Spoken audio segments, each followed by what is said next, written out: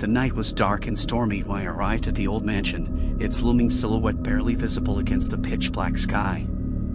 A sense of foreboding washed over me as I stepped inside, the creaking floorboards beneath my feet echoing through the empty halls. The air was thick with dust and the musty scent of ancient secrets. With trembling hands, I lit a lantern and ventured deeper into the mansion's depths. Shadows danced on the walls as I explored the decaying rooms, each step accompanied by the eerie melody of the wind whistling through the cracks in the walls. The mansion seemed frozen in time, its faded grandeur telling tales of a long-forgotten past. As I entered one of the larger rooms, a chilling breeze brushed against my skin, even though the windows were sealed shut. I heard a soft whisper, so faint it was almost lost in the howling wind. "Help me," the voice pleaded, sending shivers down my spine. I turned toward the sound, my eyes widening in terror. There, in the dim light, stood a young girl, her ethereal figure flickering like a candle in the wind.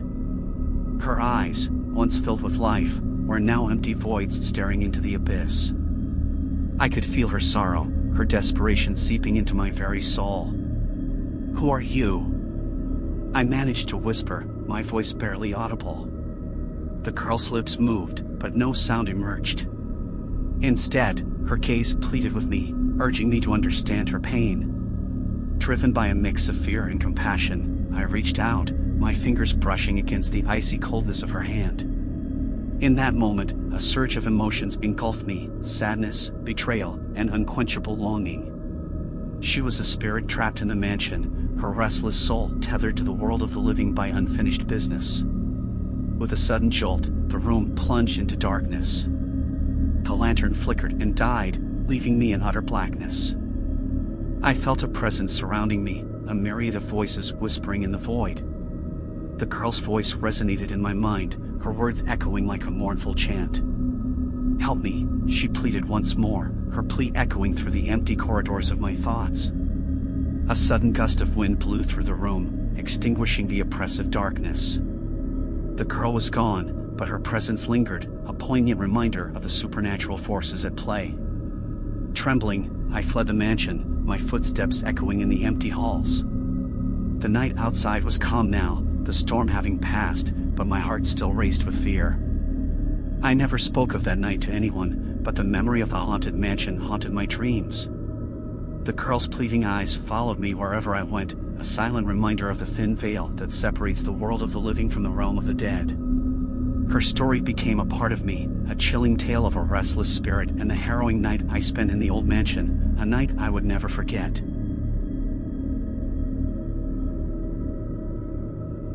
It was a night I will never forget, a night when the line between reality and the supernatural blurred into a nightmare.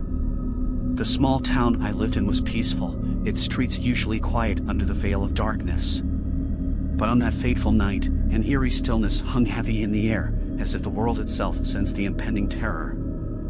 I was walking home after a late shift at work, my steps echoing in the empty streets. The moon was hidden behind a thick blanket of clouds, casting the town into complete darkness. That's when I saw it, a pair of glowing red eyes in the distance. At first, I dismissed it as a trick of the light, a figment of my exhausted imagination. But as I got closer, the eyes became unmistakably real, burning like hot coals in the night.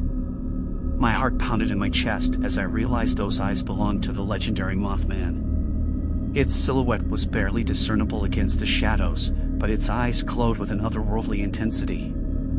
I tried to run, but my legs felt like lead, refusing to obey my commands. The Mothman unfurled enormous wings, their leathery texture rustling in the wind, and let out a blood-curdling screech that reverberated through the night. I felt an overwhelming sense of doom, as if the very fabric of reality was unraveling before my eyes. The creature's eyes bore into mine, and I was paralyzed by an inexplicable fear. I knew deep down that this encounter was more than just a chance meeting, it was a warning, a harbinger of unimaginable tragedy. As quickly as it appeared, the Mothman vanished into the night, leaving me standing there, shaking to my core. I stumbled home, my mind racing with fear and confusion. I couldn't shake off the feeling that I had witnessed something beyond the realm of understanding, something that defied the laws of nature. In the days that followed, a sense of dread settled over the town like a dark cloud. Whispers of the Mothman's appearance spread like wildfire, and an air of paranoia gripped the community. People spoke of impending disasters, of visions and nightmares that haunted their sleep. The once peaceful town was now a place of fear and uncertainty. Weeks passed, and the town's sense of impending doom only grew stronger. Strange occurrences became commonplace: power outages, unexplained noises in the night, and unsettling dreams that seemed to foretell a dark future. It was as if the Mothman's visit had unleashed a malevolent force upon the town, one that refused to be ignored. In the midst of the growing fear, I couldn't help but feel a strange connection to the Mothman. Its eyes haunted my dreams, its screech echoing in the depths of my mind. I became obsessed with uncovering the truth, delving into the town's history and the folklore surrounding the enigmatic creature.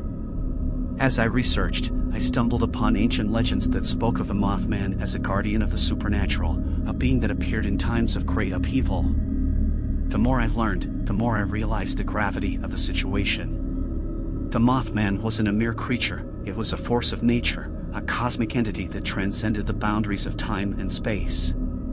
Armed with this knowledge, I confronted the town's leaders, urging them to prepare for the unknown, to face the impending disaster head-on.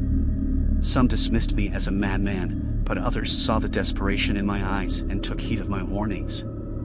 In the end, the town faced a catastrophe unlike any other. A powerful earthquake shook the very foundations of the land, leaving destruction in its wake. But amidst the chaos, a glimmer of hope emerged. The survivors, guided by the warnings of the Mothman, found refuge in the town's underground shelters, escaping the worst of the devastation. As I stood among the ruins, I couldn't help but marvel at the mysterious ways of the universe. The Mothman, once a symbol of terror, had become a savior, a guardian sent to protect the chosen few.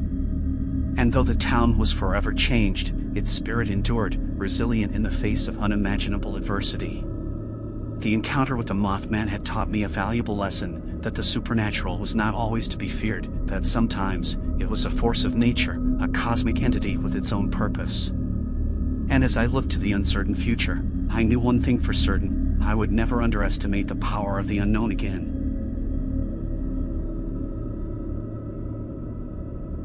The bitter cold of the winter night bit into my skin as I ventured deep into the heart of the dense, snow-covered forest. The trees stood like ancient sentinels, their skeletal branches reaching for the dark, starless sky.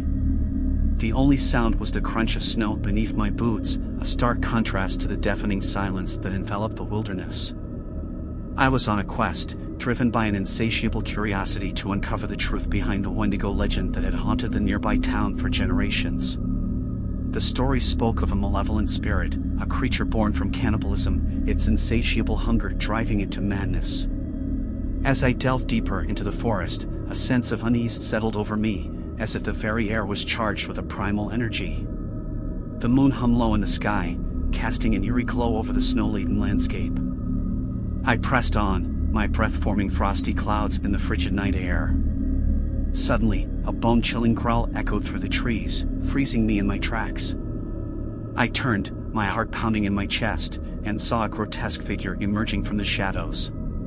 It was the Wendigo, its emaciated body covered in matted fur, its eyes glowing with a hunger that sent shivers down my spine. I tried to retreat, but my limbs felt like lead, weighed down by an invisible force.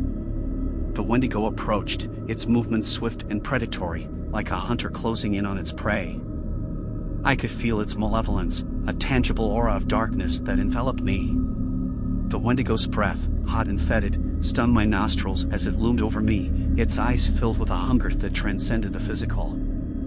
I knew then that I was in the presence of a supernatural force, a creature driven by an ancient curse. With a sudden surge of adrenaline, I managed to break free from the Wendigo's grip and stumbled backward.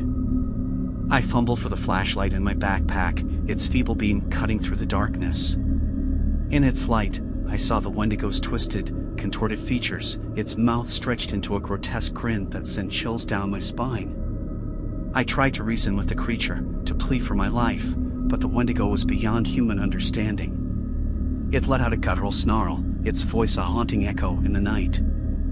I knew then that I was its prey, a victim of the curse that had plagued the forest for centuries. As I ran, the Wendigo pursued me with relentless determination. Its howls filled the air, a symphony of terror that echoed through the trees. I could feel its icy breath on the back of my neck, its presence a constant reminder of the danger that lurked just behind me. I stumbled and fell, the snow cushioning my fall. Desperation clawed at my throat as I struggled to regain my footing. The Wendigo was upon me, its clawed hands reaching for my throat. In that moment, I closed my eyes and braced for the final blow. But it never came. I opened my eyes to find myself alone in the forest. The Wendigo's presence vanished like a wisp of smoke in the wind. I gasped for breath, my heart racing with adrenaline. The curse had spared me, at least for now, but I knew I would never be the same. As I made my way back to the town, the weight of the Wendigo's curse hung heavy on my shoulders. I had survived a supernatural encounter, but at what cost? The memory of that night haunted my dreams, a constant reminder of the thin line between the natural and the supernatural, the mundane and the monstrous. The Wendigo's curse had changed me, marked me as a witness to the supernatural, a living testament to the horrors that lurked in the darkness. And as I looked back at the forest one last time, I knew I would carry that curse with me, a burden that would shape the rest of my days.